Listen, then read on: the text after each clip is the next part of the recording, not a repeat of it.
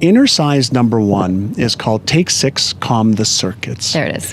So there are 2 major circuits in the human brain, the parasympathetic nervous system or circuit and the sympathetic nervous system. So when we have a disempowering experience, a fear, a stress, anxiety, uncertainty, self-doubt, the sympathetic nervous system is kicked in, and basically the neurochemicals of cortisol, epinephrine, norepinephrine, adrenaline kick in, and we just don't like that feeling in a lot of cases. It also shuts down motivational centers in our brain. It shuts down our thinking and imagination center in our brain. And so we're in a heightened state of disempowerment and procrastination and fear. And the fight or flight thing you were talking about earlier. And the fight or flight kicks in. So one of the first things to do is whenever you feel, anxious, angry, stressed, uncertain, you take 6 deep breaths in through your nose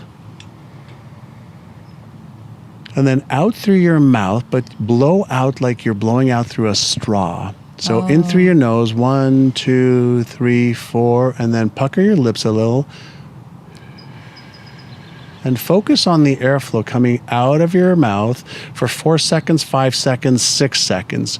When you do that just 6 times, takes less than 1 minute to a max of 90 seconds, you actually deactivate the sympathetic circuitry, which causes us to have elevated heartbeat, elevated blood pressure, and it activates the parasympathetic. So in the stress, so you're Frankenstein to your Einstein. You got it. So when Frankenstein activates, right, you're in a stress mode.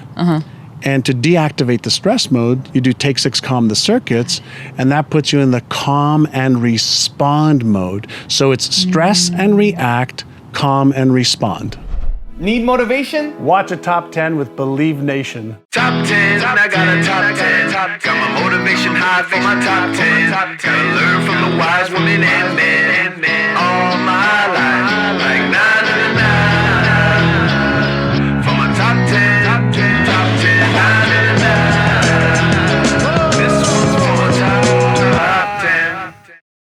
Hey, it's Evan Carmichael, and I make these videos because you are probably the most ambitious person in your circle, but you know you're capable of more. And you get that push by surrounding yourself with the best. So today, let's learn from one of the best, John Assaraf, and my take on his top 10 rules for success.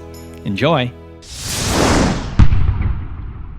Rule number 2, upgrade your knowledge and skills. If you want to double your income, you might also need to upgrade your knowledge and your skills to match the income that you want to make.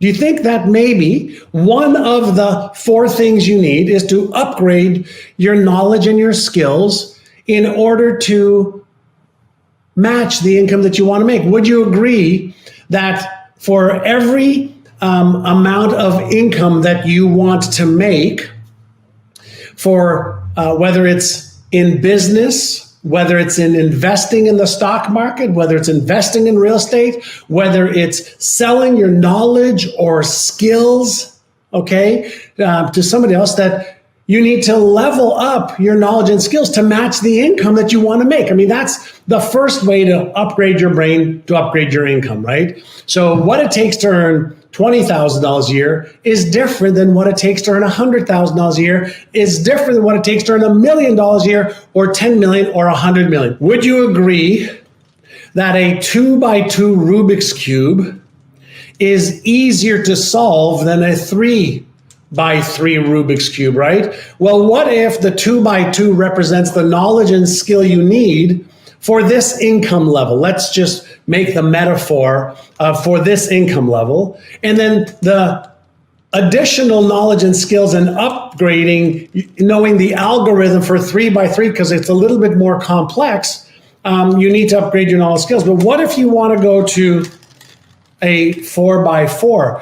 And let's say this represents $500,000 a year, right? 500. Oh, that's not enough. Well, what if you want to go to $1 million a year, right? The algorithm exists. Well, what if you want to be $1 billion company?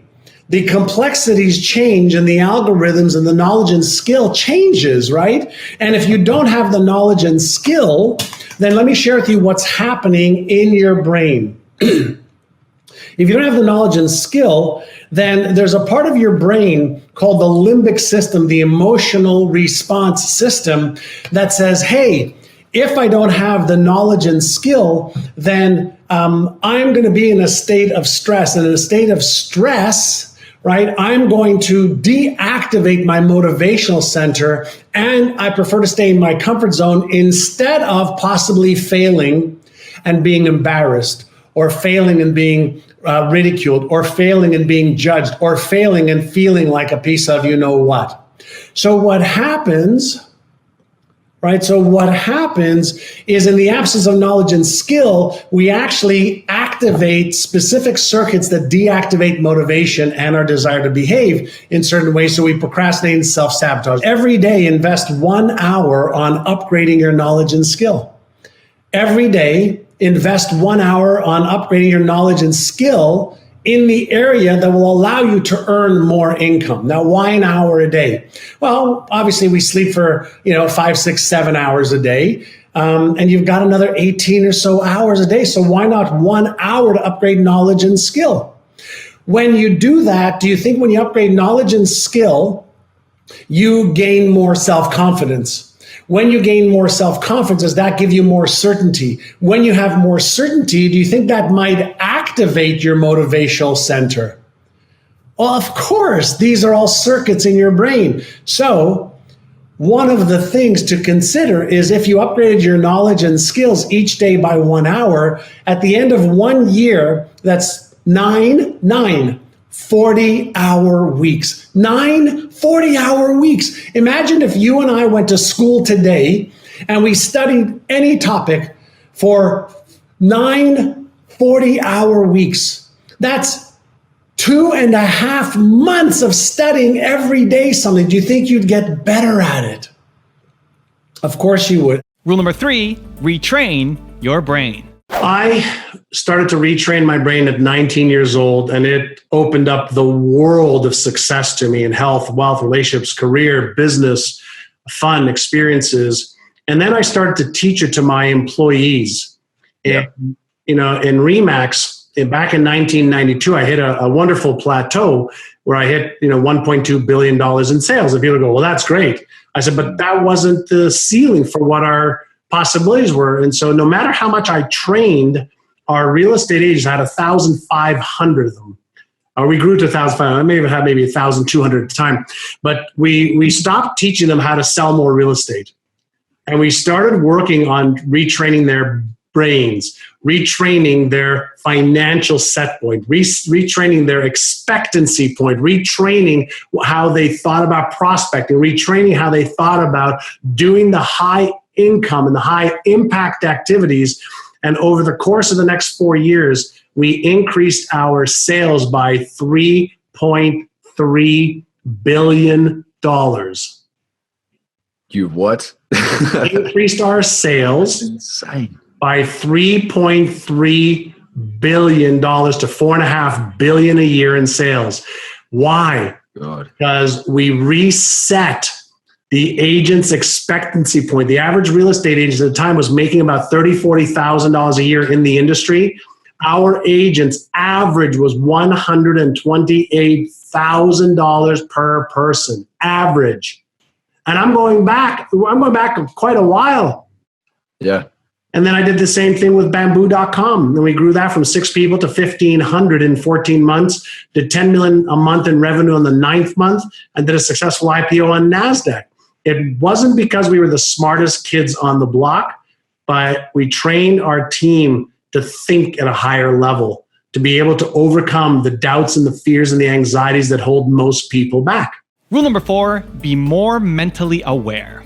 So what's Aya? When we understand that from a brain perspective and from a human being perspective, and having more control and being empowered, what gives us more control and more empowerment? And the answer is awareness. Yes. Awareness gives us choice. Choice gives us freedom. Mm-hmm. So I developed Inner Size and the whole series of inner sizes to give you that awareness and choice and freedom. So inner size 1 is take 6, calm the circuit, so that you're in the calm and now you can respond instead of react. Yes. And then Aya, which is the second inner size, is around awareness. So the question is awareness of what? And the answer is, if you can get calm first and then be aware of your thoughts, feelings, sensations, emotions, and behaviors. Thoughts, feelings, sensations, emotions, and behaviors. And you must do this. No blame, no shame, no guilt, no justification. No blame, no shame, no guilt, no justification. Just pure awareness in a calm, responsive state. And so let's say you have a disempowering thought or emotion or feeling or sensation or behavior. You ask yourself, what's my intention? Well, my intention is to be confident. My intention is to actually take action because I want to achieve that goal. Yes. My intention is to meet him, to meet her, to do this, to start my business, to write my book, to invest in that. Whatever the intention, that's my intention. And then you ask yourself, what's one little action step I can take towards that? Not what's 5, what's 1. Why? Why 1? We talked about this earlier. You know, when we think of all the things that we need to do, Then that puts us in. it puts us back right into into Frankenstein. overwhelm. Frankenstein gets activated again, Yes. and then guess what we do? We're repeating that cycle. So what we want to do is interrupt the cycle, be more mindful, which just means be more aware, and then choose an intention. Do I still want to achieve that goal in health, wealth, relationships, career, business, finance, whatever it is? Yeah, I do. I really do. I really want to. In a calm state, I can do that. In a reactive state, I can't. Yes. So I want to be calm first, and then in that calm state, what's one thing that I can do? Yes. Now I've become more aware. Now I'm interrupting disempowering beliefs, thoughts, habits, emotions, behaviors.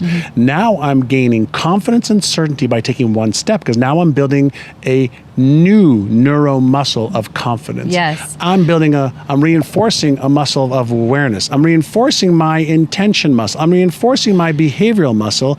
Now who's in control? Me.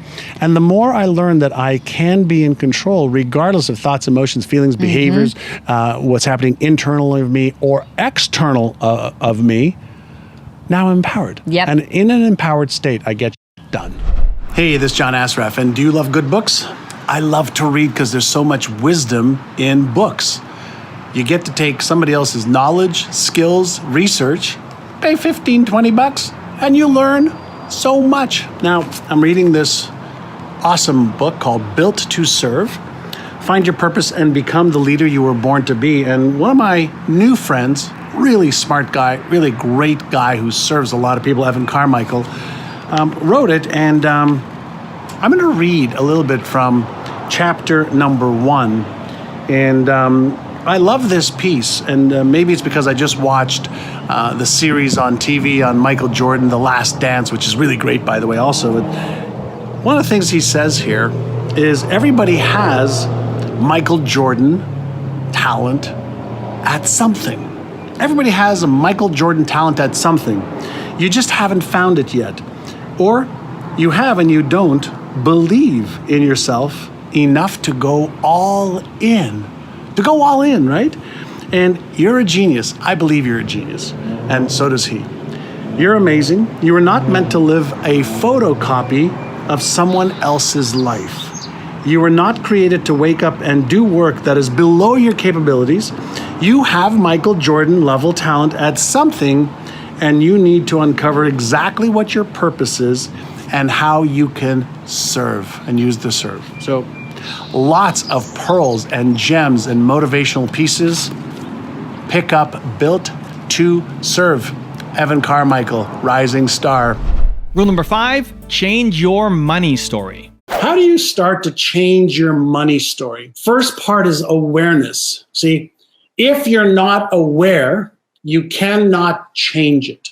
So first you have to be aware. And I want you all to practice something for today, okay?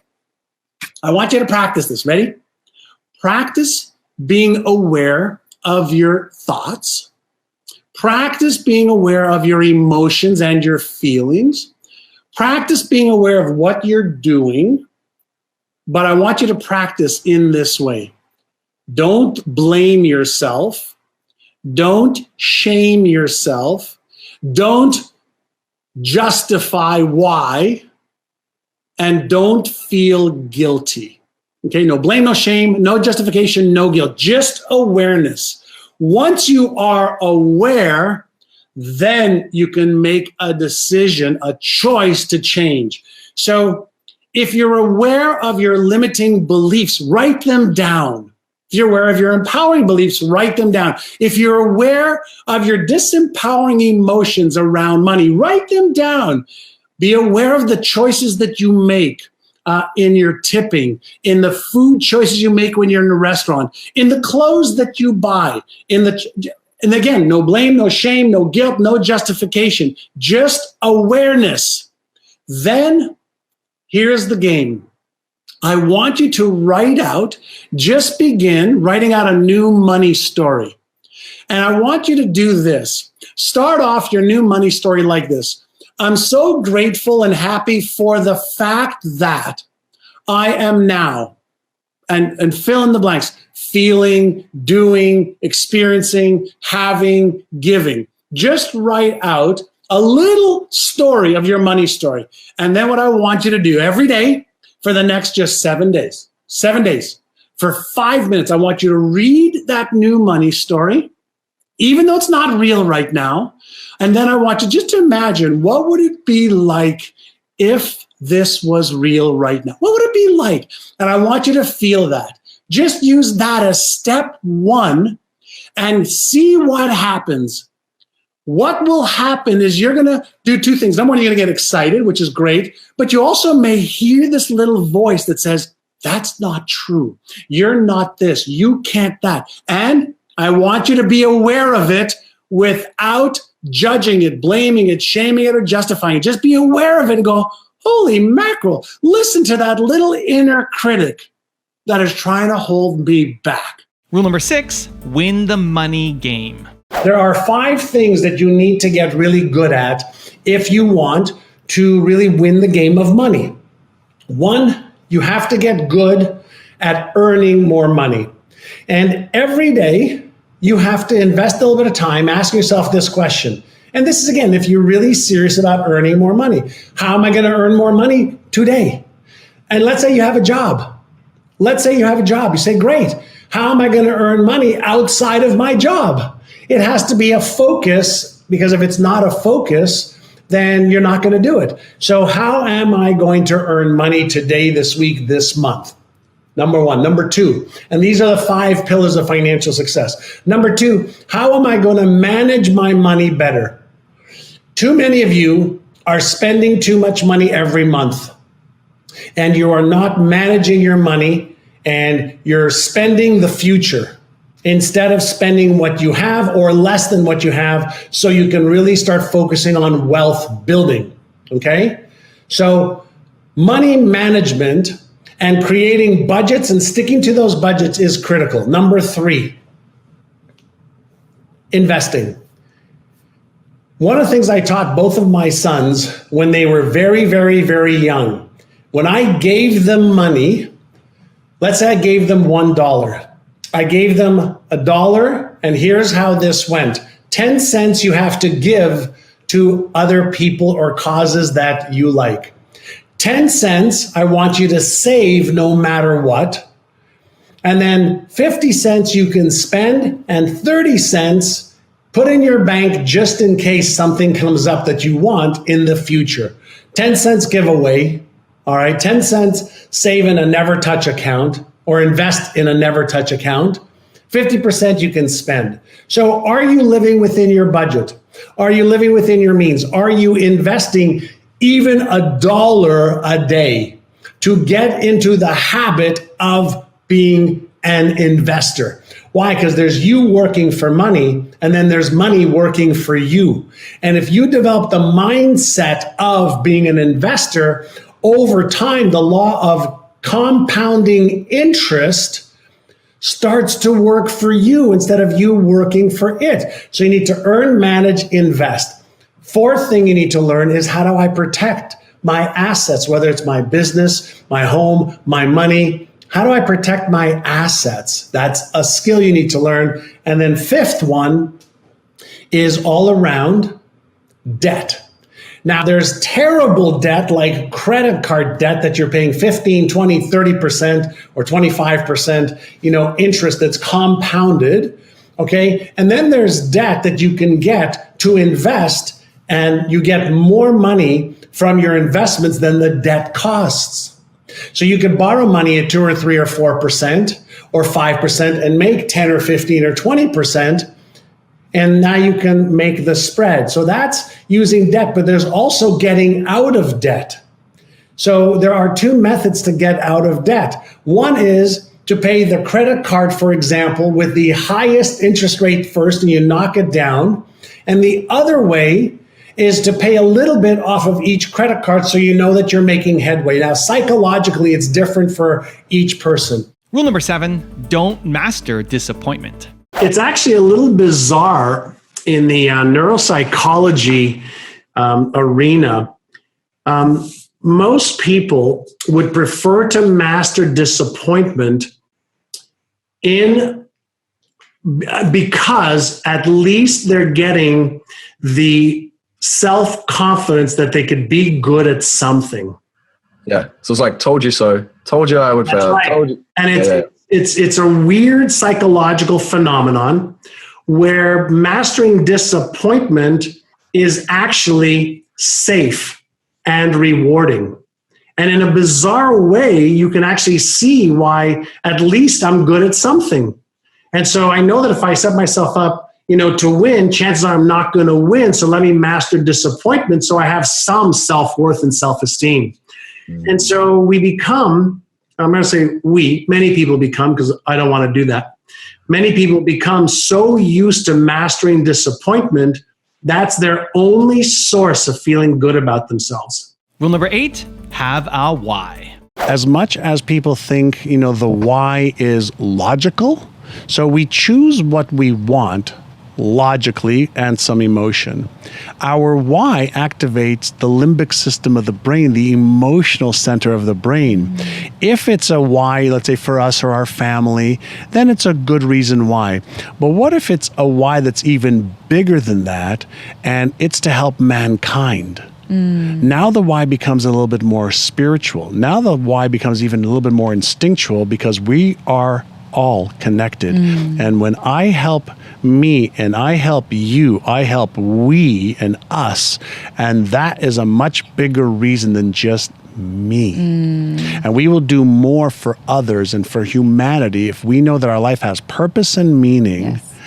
And so now we're activating different parts of our brain. So we're activating logical part of our brain, instinctual part of our brain, intuitional part of our brain, emotional part of our brain, the motor cortex of our brain, the visual cortex of our brain. Now we've got our whole brain involved in helping us achieve what we want and are destined to achieve. Rule number 9, take action. When you take action, how do you feel? When you procrastinate, how do you feel? Positive or negative? Do you think you're reinforcing a negative pattern if you keep procrastinating? And do you think you reinforce a positive pattern when you take one little micro action even when you don't feel like it? Well, one of them releases stress hormones when you don't take action because you know you're not taking action, but the other one releases dopamine. And if you tell yourself, if you tell others, if you share, then not only are you activating your reward center in your brain, dopamine, you actually start to get addicted to taking inspired positive action, even when you don't feel like it.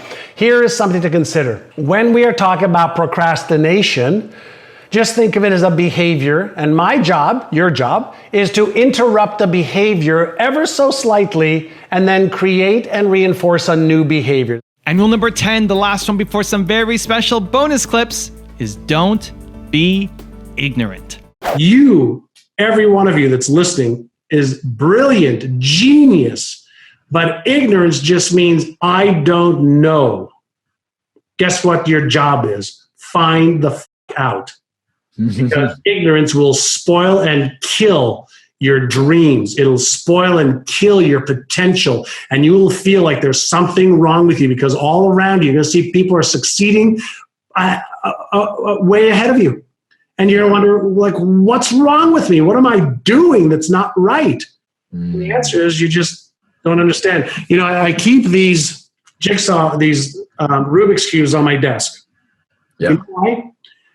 There are people who can take this Rubik's Cube and in about 7 seconds, they can solve it behind their backs while they're blindfolded. There are people that will solve this 8x8 cube in about, I think the world record right now is about 12 hours to get this done. There are billions of combination and possible moves here, and there's quintillions of combinations here. Why am I showing you this?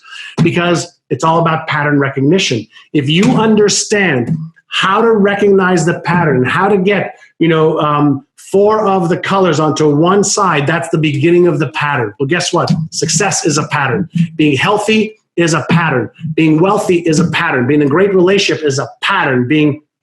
All of it, it's a pattern. And if you understand, you learn the pattern for success, there's a thought pattern that'll help you achieve success. There's an emotional pattern that'll help you achieve success. And there is absolutely, unequivocally, a behavioral pattern that when you do this and that, you have a predictable result almost every single time.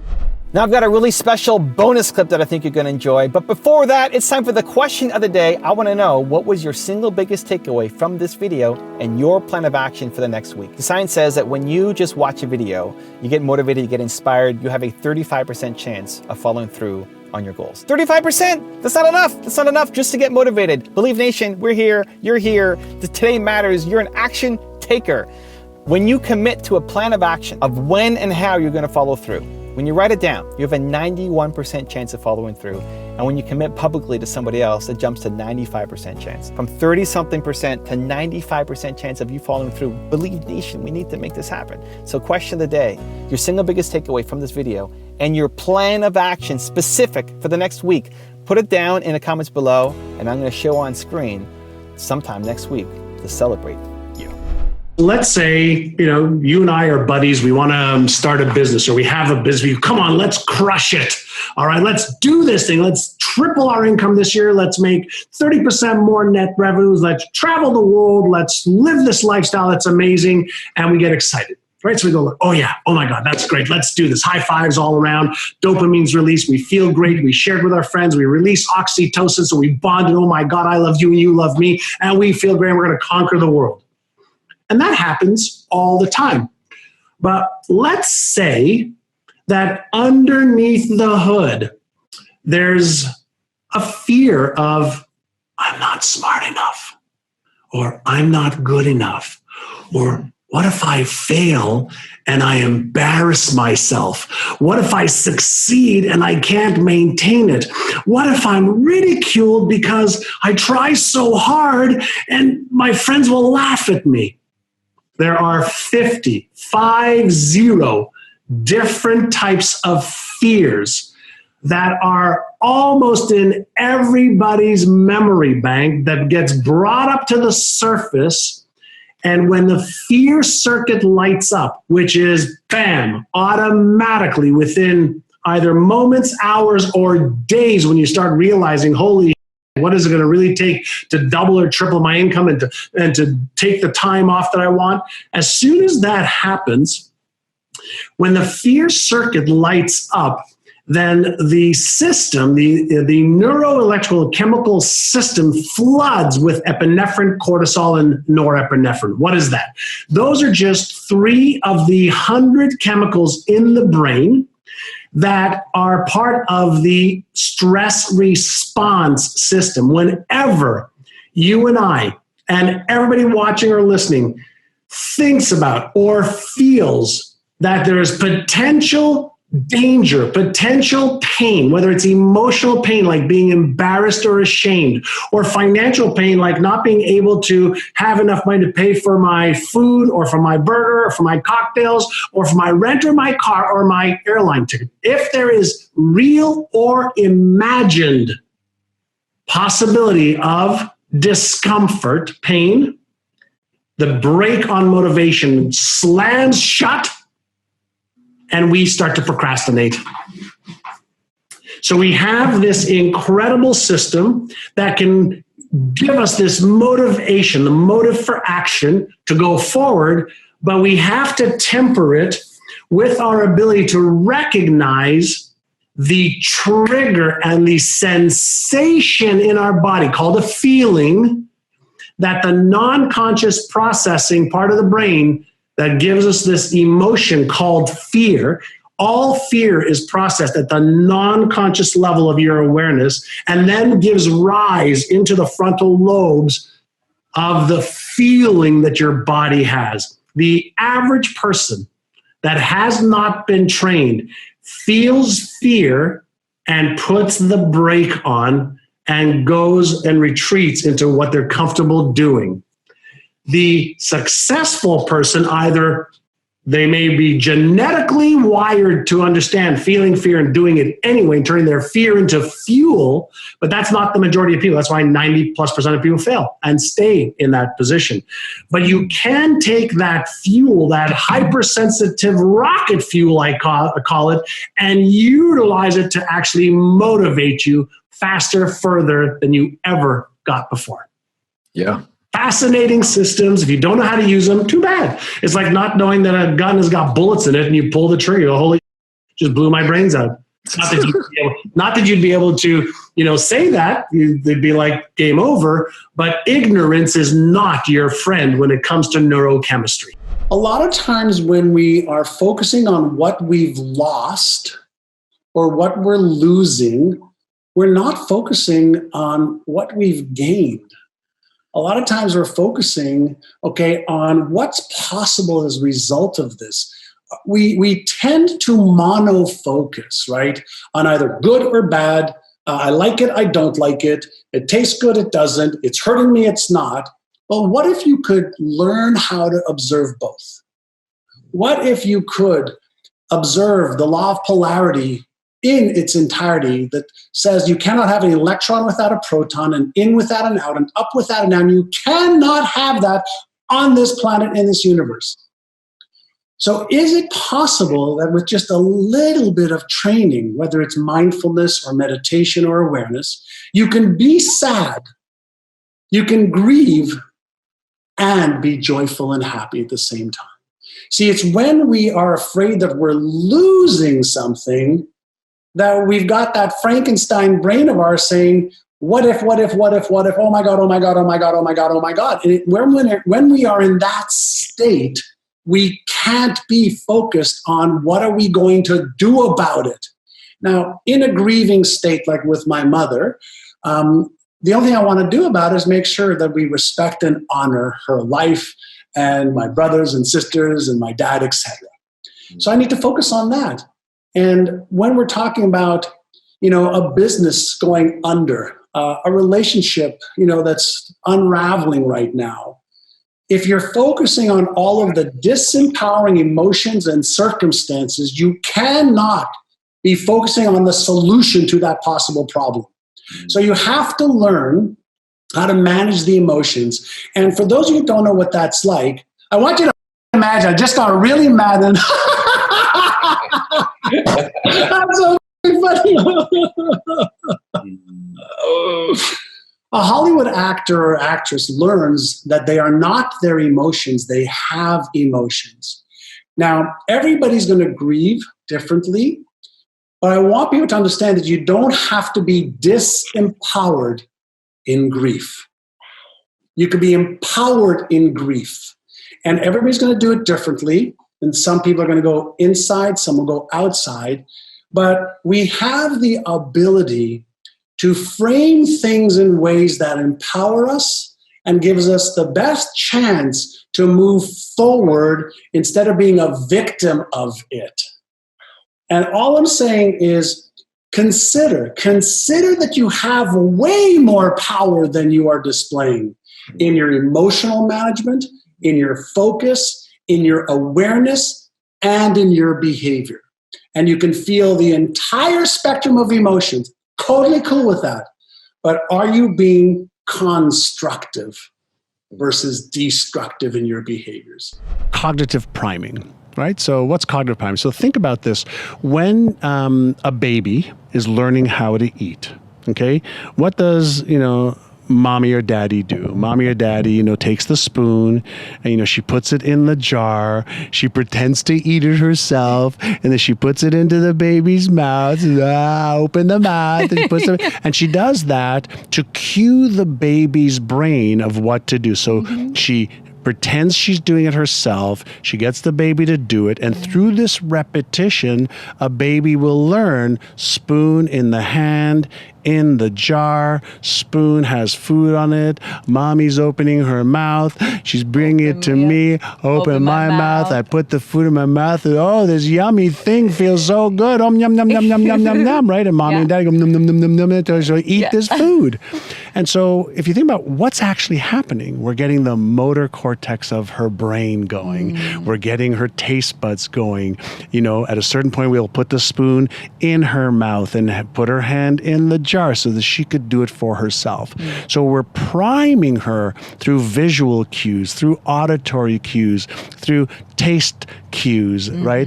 Through all of the different senses, we're priming her brain, and then we're reinforcing it day after day after day after day to create the neural network, the connections in the brain that if I want that yummy food in my mouth, I have to learn how to take the spoon in my hand, put it in the jar, get it all over the place initially until I could do it without spilling it all over the place. Yes. Well, that takes, weeks and months and years to tie your shoes, to learn how to eat, to learn how to brush your teeth. All these things that are automatic now. Yes. All the things that are automatic now. So before something's automatic, it's not.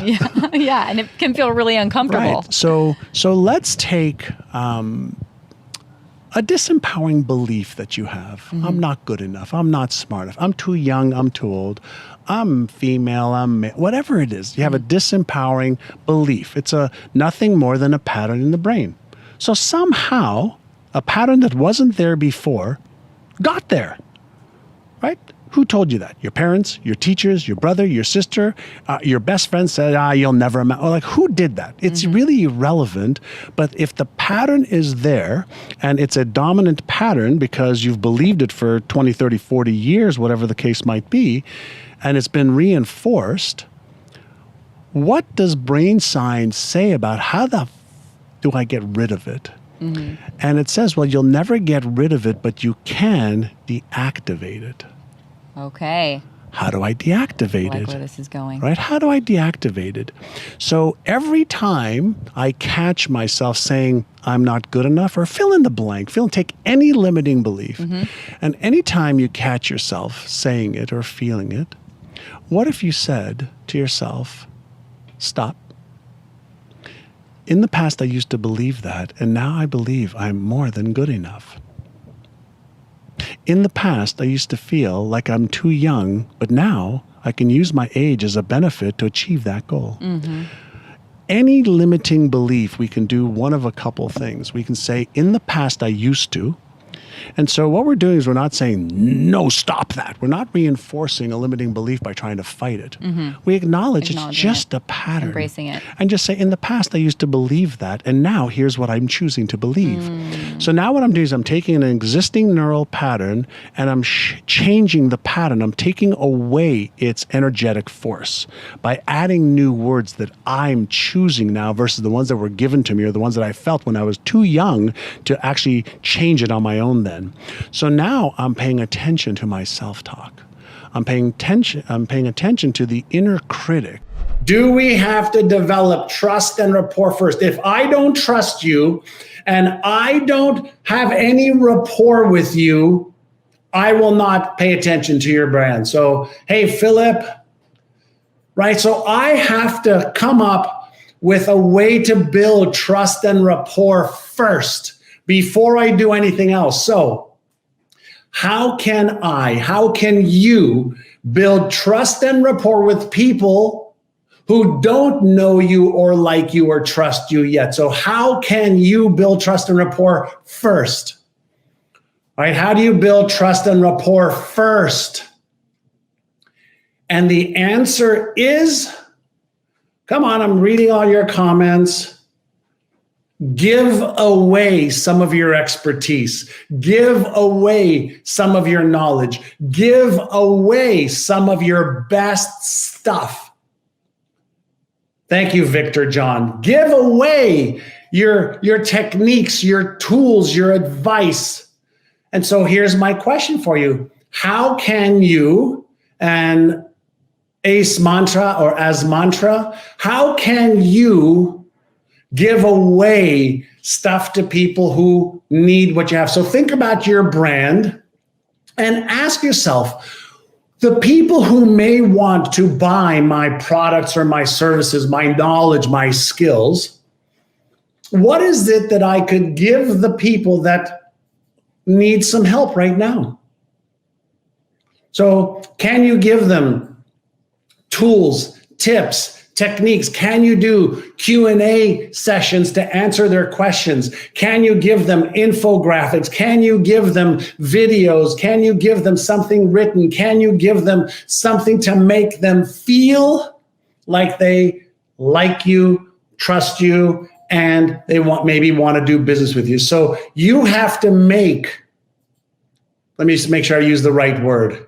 You have to create the environment of trust and rapport. I do free sessions every Tuesday here, taking what I've learned over 40 years of building companies, over 40 years of successes and failures, over 40 years of investing millions of dollars, whether it's in marketing, hundreds of millions of dollars, in marketing and sales over 40 years.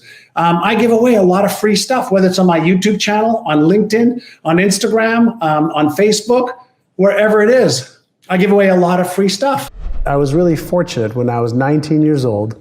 I met a wonderful gentleman who was very successful with his family. He was very successful giving to charities. He was very healthy. He was very gentle and kind. And when he started to share with me, to teach me that my entire reality was based on what I believed was real and what I believed was true about myself, about what's possible, and that I could change that, that's when my life started to change. And he said, if you start to change the way you think, and you start to learn every day for 1 hour to upgrade your knowledge and your skills, and then you take action every day on the things that are the most important instead of all the different things that you can do. He says, if you focus on doing 3 to 5 things every day towards your goals, he says, in 1 year, you'll be at a totally different destination. 3 years, big distinction. 5, 10 years, your life won't be the same. And I was tired of living a mediocre to less than mediocre life. And so I said, listen, you seem to have a good plan and a good path. You're making millions of dollars. You're giving a lot of money to charity. You're happy. You're healthy. You've got a great family. I want that. And he said, if you want that, follow the blueprint. Don't try to figure it out. Just follow the blueprint. And that was another lesson that he shared with me, is that you don't have to reinvent the wheel. Yes. Like if you want to fly right now, you don't have to figure out how to fly. There's already a blueprint for how to generate or create an airplane. Yeah. So if you want to be healthy, there's already a blueprint. If you want to make more money, there's already a blueprint. If you want to buy real estate or the stock market or start a business and grow a business, there's people before us that have already got the blueprint. And all you have to do is paint the numbers inside the box, and then you can use your creativity. So I just became a very good follower for a long time of things that worked. And when you follow things that work, it's like having the combination to a safe. If somebody gives you the combination to a safe and they tell you turn this way a little bit, turn this way a little bit, turn this way a little bit, turn this way a little bit, then open it, you can have access to it. But most people don't look for the combination, and then even when they get the combination, they try it in the wrong order. I was born in Tel Aviv, Israel, and moved to Montreal because my parents were tired of raising their kids in a war torn part of the world, which was, in Israel and the Palestinian areas. And I'm sure everybody felt that same way, that whole region. My parents moved to Montreal from Israel, and at the time, I really had a hard time learning the French and the English language.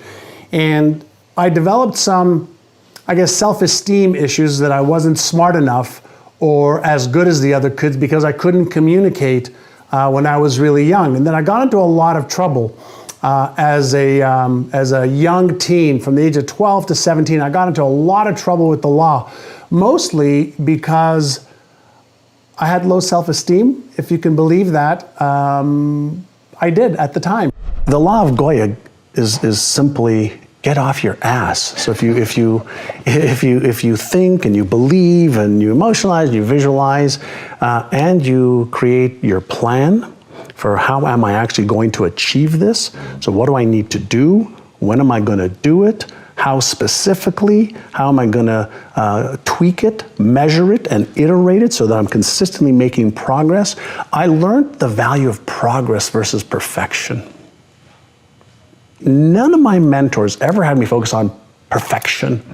They had me focus on progress to just keep getting better. Little incremental gains every day, every week, every month, every quarter. And even when you move backwards a couple of steps, what's the progress that you made and what you learned? So I was taught that failure is an opportunity to learn.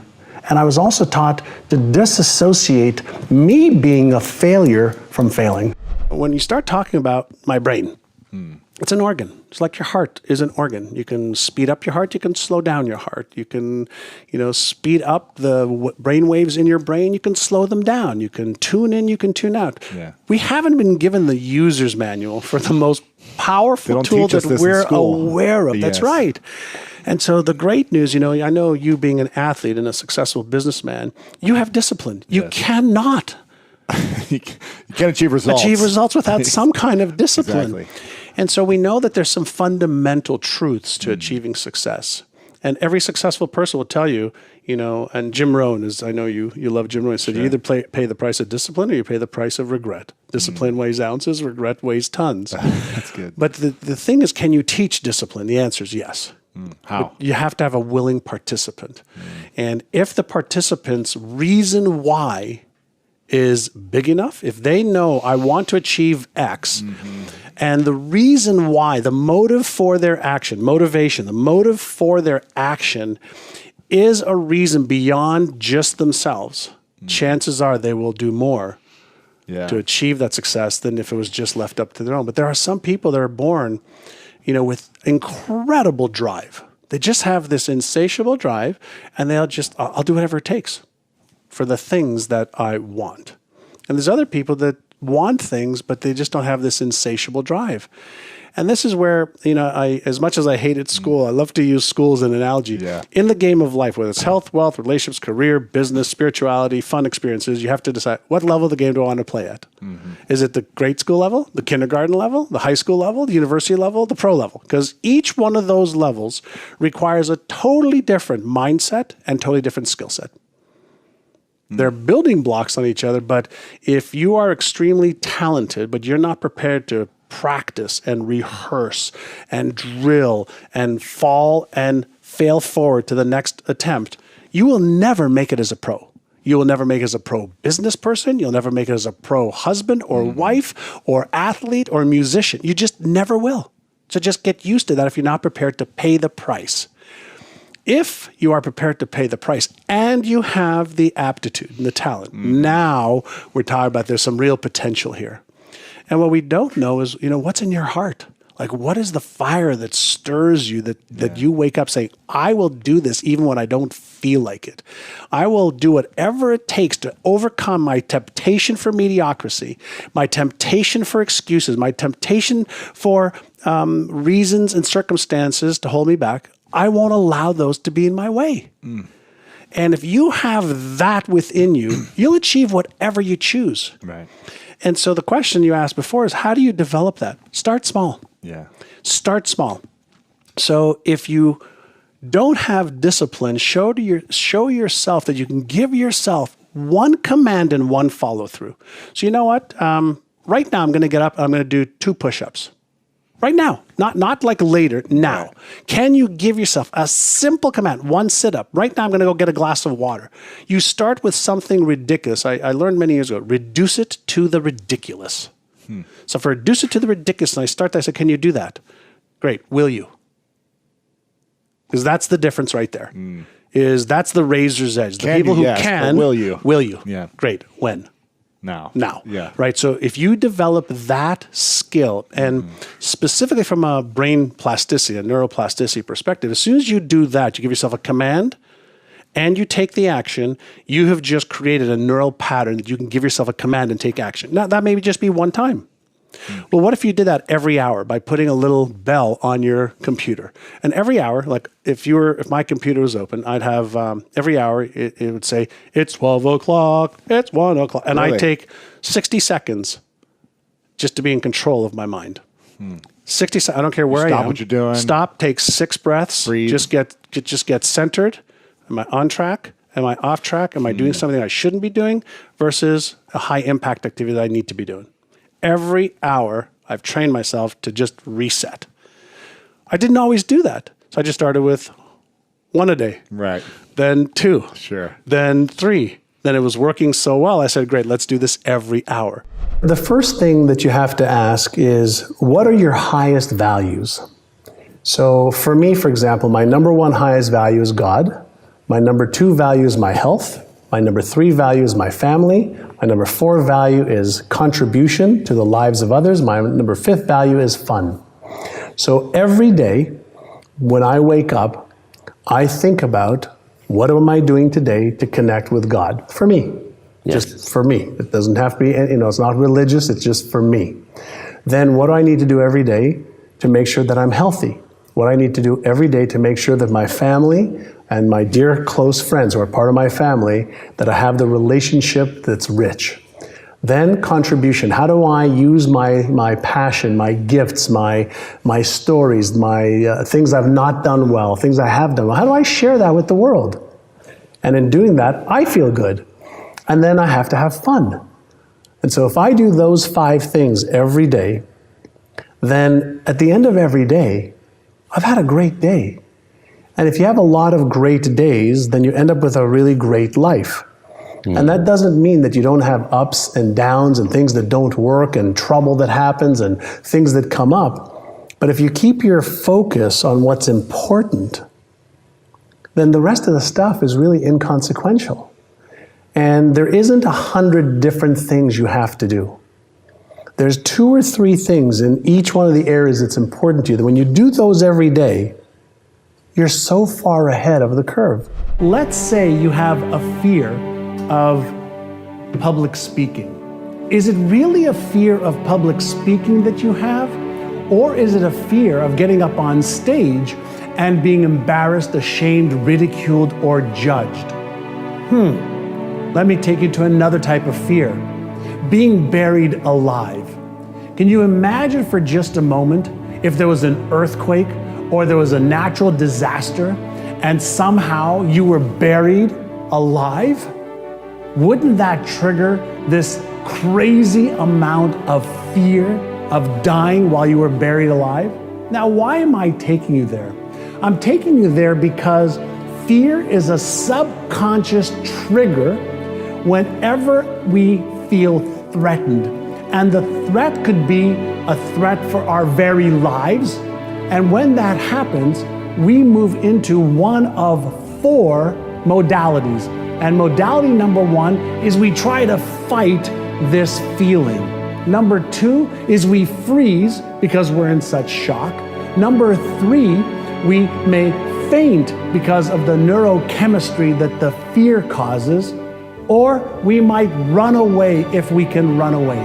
Now, these neurological reactions are our brain's way of keeping us safe, which is the highest need and desire of the brain, safety above all else.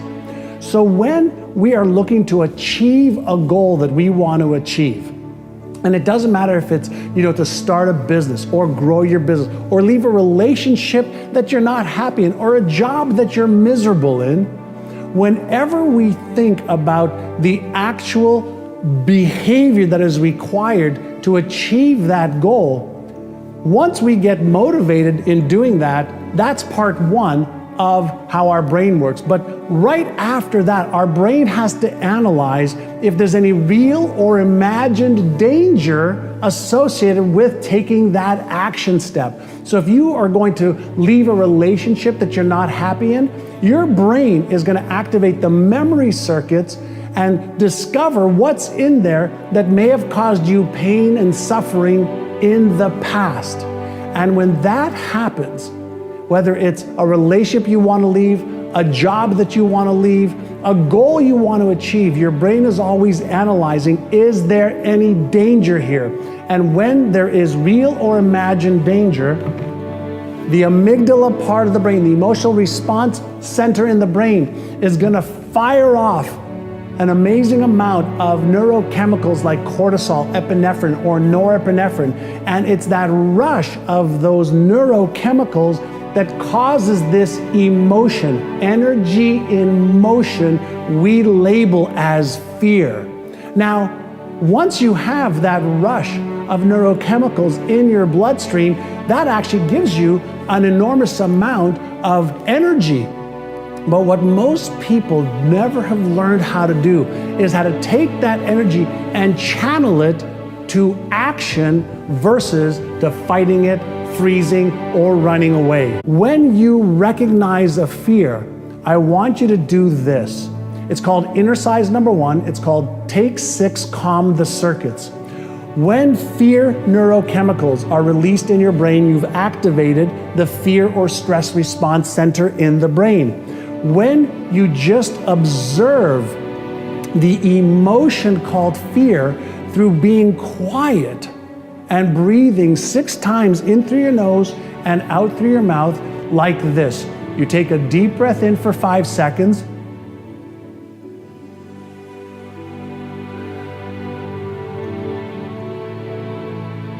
You blow out like you're blowing out through a straw.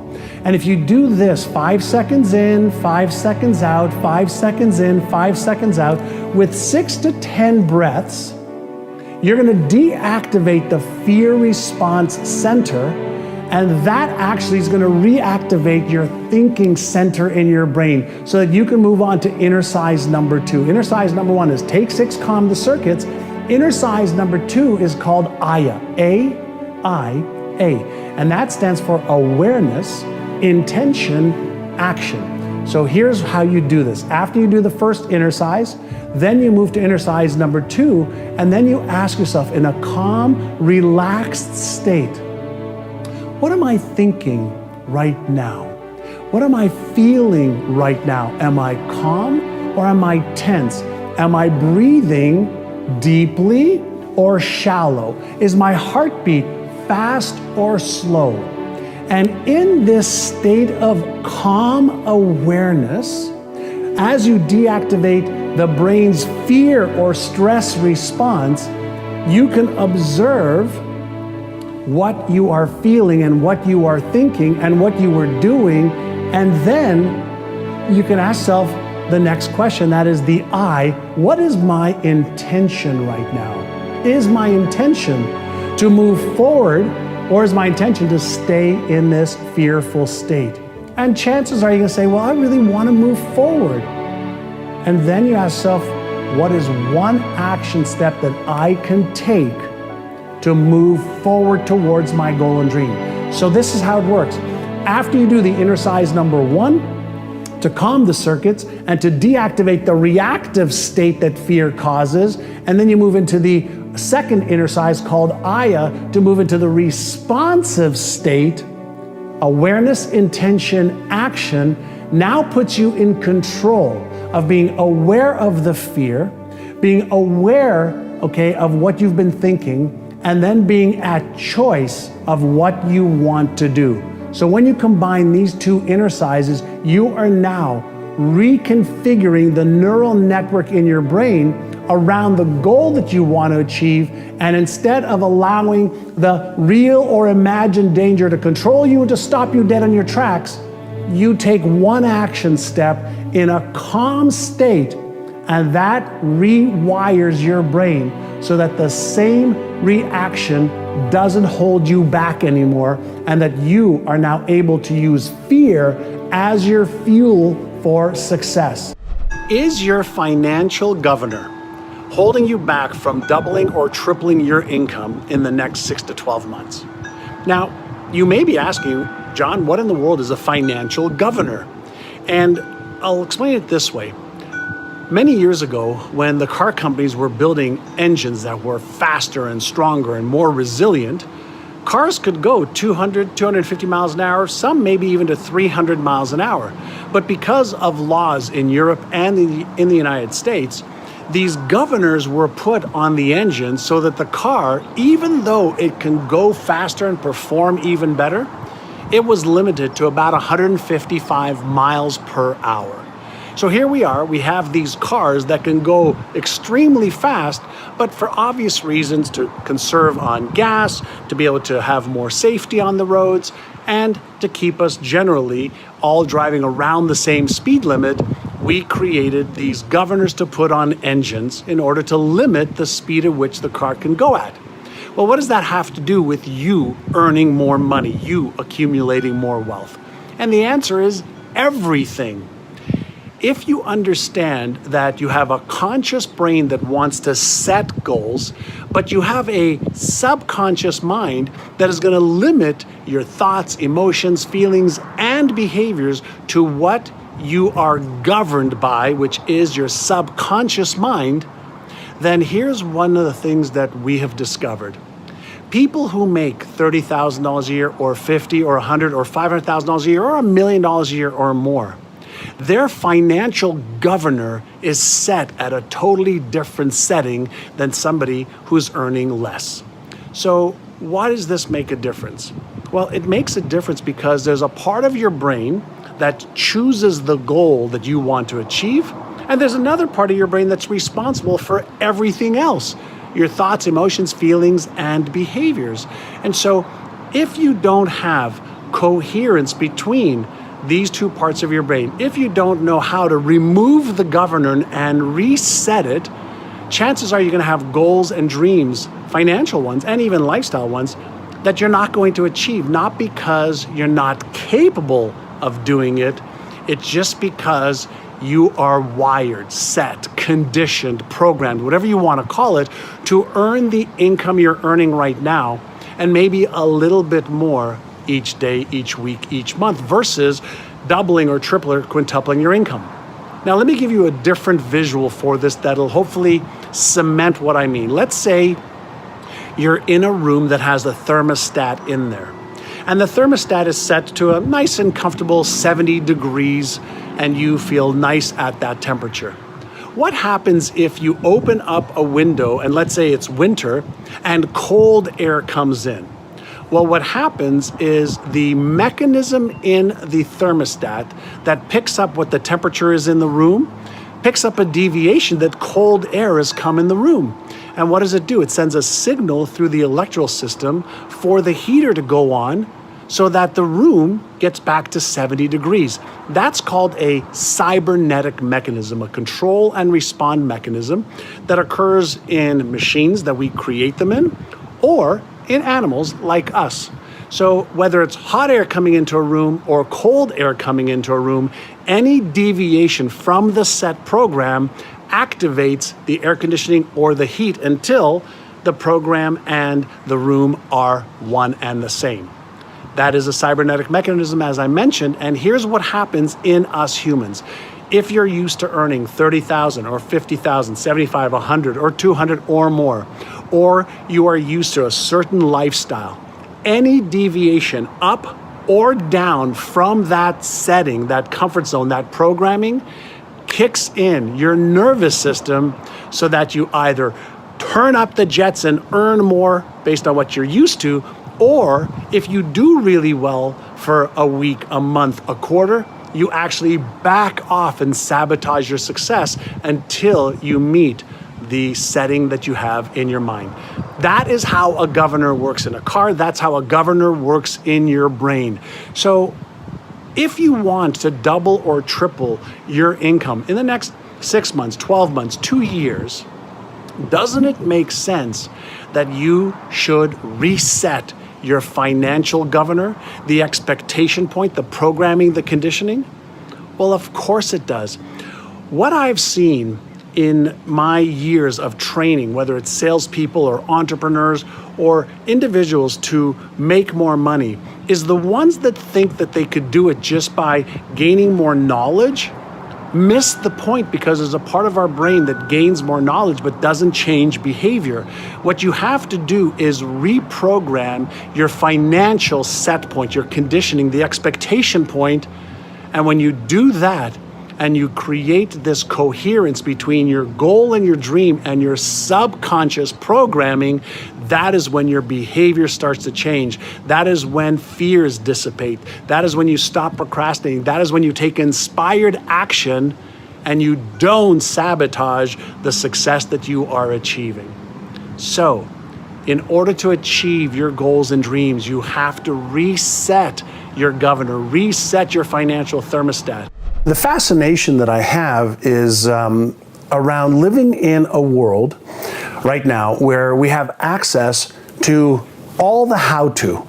How do I make more money? How do I grow my business? How do I have a great relationship? How do I, find the love of my life? How do I put a rocket ship on Mars? And a lot of people are confusing having information and how-to with actually doing it. And I've been fascinated just in understanding, how do I help people unleash more of their potential that already exists? And a lot of people may have heard, they say that we only use 5 to 10% of our brain. That's not true. We use 100% of our brain's capacity and neural networks every moment of every day. But the potential to use more is there. And so our researchers at NeuroGym really are uncovering how to take the best information from the world of neuropsychology, neuroscience, and give it to everyday people so they can say, okay, how do I overcome my fear of not being good enough, my fear of not being smart enough, my fear of being embarrassed or ridiculed or ashamed, or fear of failure or fear of success. These are all psychological issues that everybody feels, but very few people understand. When I feel that, what do I do about it so that I can unlock more of my potential, so I can actually take more action, first on the things I already know that I could be and should be doing, but I'm not, and next on the behaviors that I could be taking to achieve my success easier and faster. And that's really my passion, is helping people unlock that amazing potential within them. I was taught the law of attraction, I was 23, 24 years old.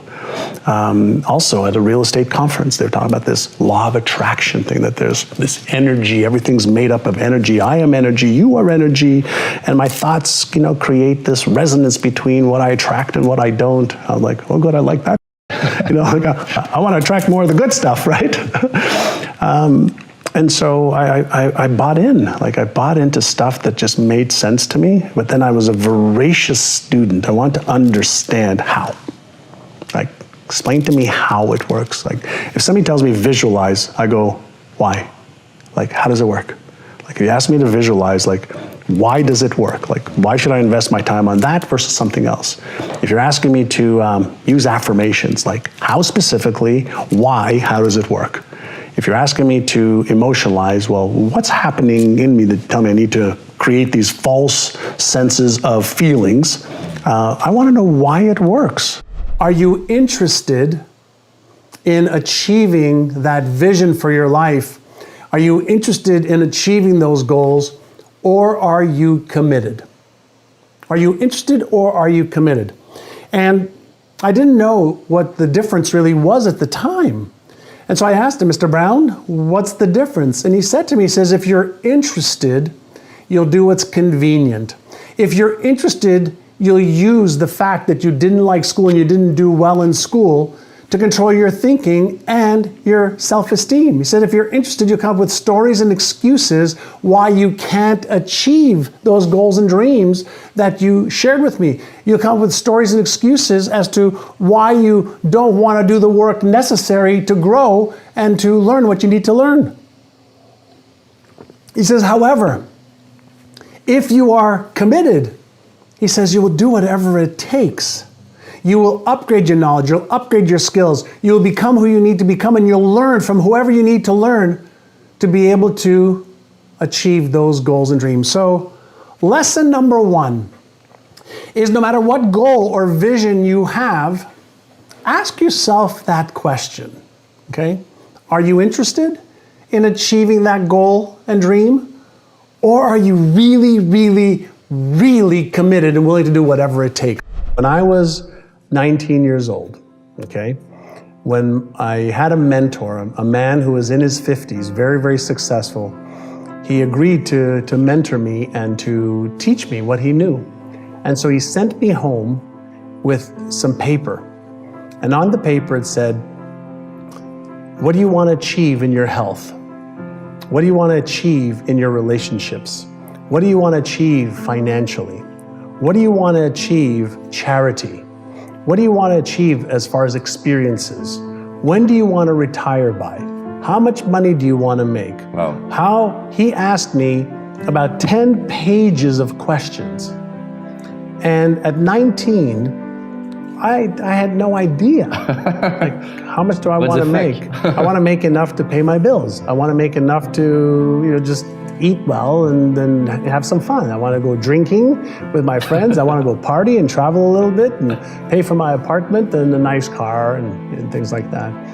But he had me think, 1 year, 5 years, 25 years. Wow. And I was 19, and he made me write down the answers to these questions, even though I had no idea how to achieve them. He made me write it down. It took me a whole weekend. And then I went back and he looked at my papers. And so he looked at health and wealth and relationships and career and business. And he goes, good, way to do the exercise. I'm very proud of you. He says, now I want you to increase that amount. And so I said that, by the time I was 45, I was 19. I said, by the time I was 45, I was going to be a millionaire. Nobody in my family was a millionaire. Not my aunts, not my uncles, not my cousins, nobody in the area that we lived in. And I wrote that down. And he said, no, that's not enough. He says, you could do better than that. And I'm like, I'm swallowing, I'm scared, I'm afraid.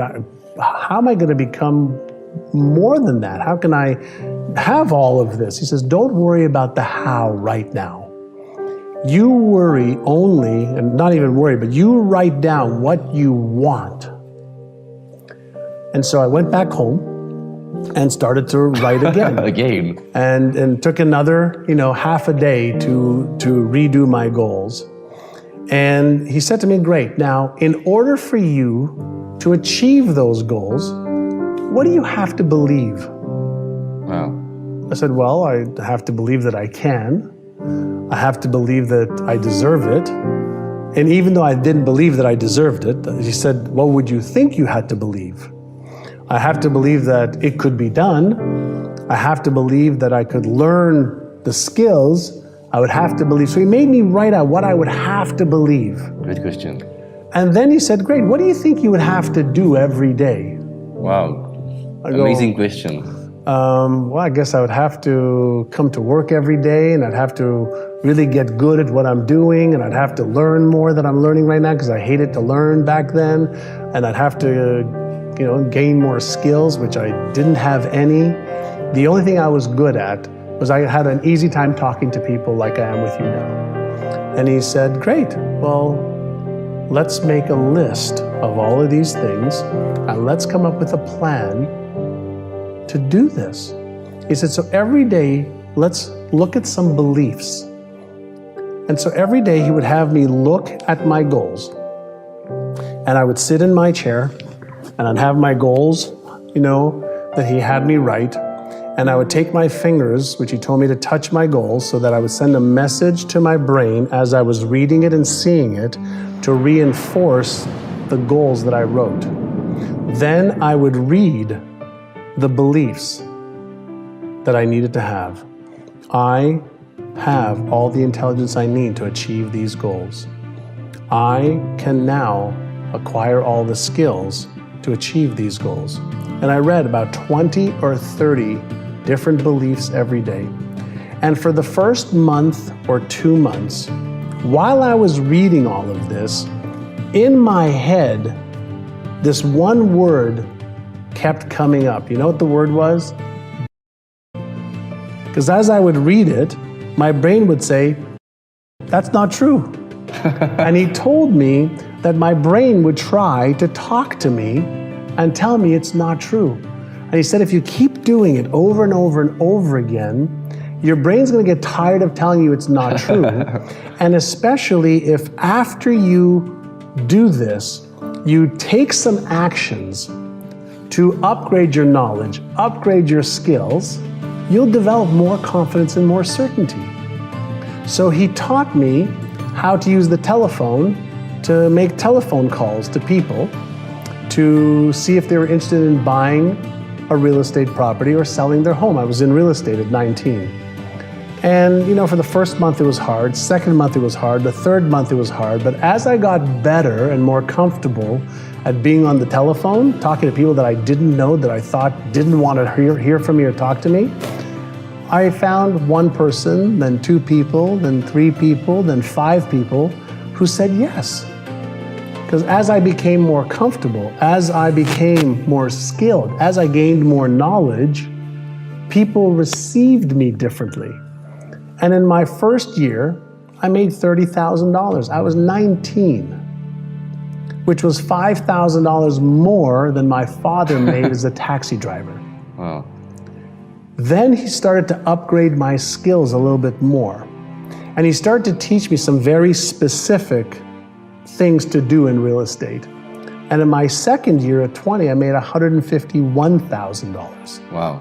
5 times more income, because every day for 1 hour a day, I practiced my beliefs. I practiced seeing my vision. I rehearsed it. I got on the phone. I upgraded my knowledge. I upgraded my skills. I love your story. Thank you. And so he kept directing me a little bit at a time to become more tomorrow than I am today. And he said to me something that changed my life. He says, if you invest 1 hour a day on your personal growth and changing who you believe you are, that is the equivalent of 9 40-hour weeks of effort. 1 hour a day for a year is 9 40-hour weeks. If you and I said today, we're going to learn breakdancing, or we're going to learn knitting, and we're going to spend 9 weeks, 40 hours a week, we would get good at painting, we would get good at knitting, we would get good at darts, we would get good at playing a musical instrument if we were committed to 1 hour a day. So I've practiced 1 hour a day for 32 years. Wow. And that 1 hour a day has changed my life. We all have these patterns that are subconscious, that are driving our behaviors more than our conscious efforts. And so when we're dealing with the gorilla in the brain, and again, it's a metaphorical way to look at it, you have to understand that the gorilla is going to get whatever the gorilla is wired to get. The gorilla does not care about what you consciously want. The gorilla really focuses on the patterns that are going to keep it safe. And here's what safe means. Safe just means comfort zone. Let's say you're miserable. Let's say you're broke. Let's say you're overweight. Let's say you're in a relationship that you don't like. Let's say you're a job you don't love. That is safe to the gorilla. Why? Because it knows the pain it's already dealing with. It knows the discomfort. It knows the price it's paying already, versus getting out of that comfort zone, leaving the job that you're not happy with, leaving a relationship that you're not in love with, trying to earn more income, getting out of debt. You could be in debt and comfortable. You could be in a relationship you hate and comfortable. You could be in a job that you don't love and comfortable. And the gorilla is going to keep you in your comfort zone. I want to separate like behaviors and emotions. So usually when people say they're having a bad day, sure, certain things may have gone wrong or something that they tried to do, didn't work out. All information and experiences are processed at the non-conscious brain first, and then it gives rise to something we call a feeling. So emotions are processed non-consciously. The electrical and chemical reaction to that is called a feeling. So when I'm not feeling the way that I want to feel, I don't focus on the feeling. I focus on the cause, the neuroelectrical charge that's occurred in my brain. And in most cases, it's something that you're doing to interpret an event that's causing the neuroelectrical signal, causing the feeling. So in meditation, for example, why do you meditate? Well, obviously, it's great for a whole host of health reasons, whether it's less stress, less lower blood pressure, less cortisol release, etc. But the one thing meditation does more than anything else is it gives you the ability to have a pause of awareness so that you sense what's happening at the non-conscious level. Right. And what's happening outside of you. So when somebody behaves a certain way, it's processed at the non-conscious level, gives rise to your conscious mind for you to respond. And so when something happens, I like to be able to check in so that I don't react and I have the ability to respond. And if you do that enough through mindfulness, being aware, just being aware of exactly what's going on, then you have fewer and fewer of those times. So, something happened last week. I was in a hotel room and I spilled some water on a shirt that I needed for a wedding that we were going to. And my wife was, she was going off deep and I was just calm. Yeah. And she goes, aren't you worried about this? I said, will it help? Right. Like, no, let's just figure out what to do. The accident already happened. Did you know that some of the most recent studies on setting goals and writing them out or typing them out on your computer will actually increase your chances of achieving those goals by up to 42%? Why? Well, as soon as you put the energy to writing out your goals and getting clarity, you're giving your brain the instruction that this is what's important to you. This is what you want to achieve. So don't be like all the other people where they have goals and dreams and they hope and pray for it to work.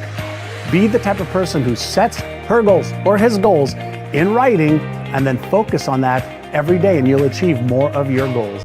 The beautiful thing about the time that we're living in now is we can share knowledge and experiences, and anybody with a phone, an iPad or a smartphone or an Android or a computer, anywhere in the world, in the Kalahari Desert, in Antarctica, can get access and get inspired. It's the best ideas in the world. Yeah, to get the best ideas in the world, but to see that we're no different. None of us are different. The illusion is that we're different because we're comparing who we are compared to the person that we're listening to or learning from, or we're seeing the gap. And the gap is what causes us to be uncomfortable. But if we remember, we're all spiritual. We're all made from the exact same thing.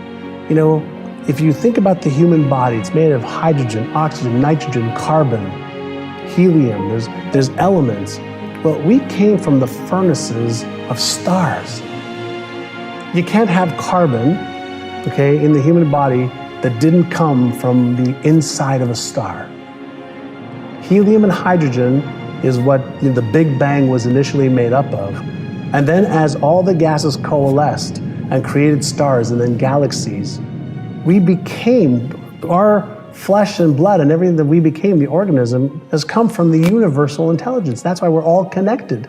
And that's why we all have the same abilities, different skills, different knowledge, but the same abilities to become all of the ideas, goals, and dreams that we have.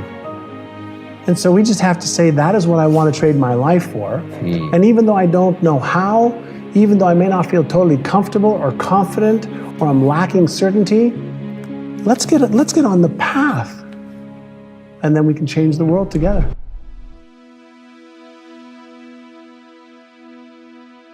If you want 10 more amazing rules from John Assaraf, check out the video right there next to me. I think you'll love it. Continue to believe, and I'll see you there. Now, whenever we are dealing with creating irresistible offers, let's say you're selling a pen, okay? You're selling a pen, okay? Well, you can sell the pen, let's say for $1,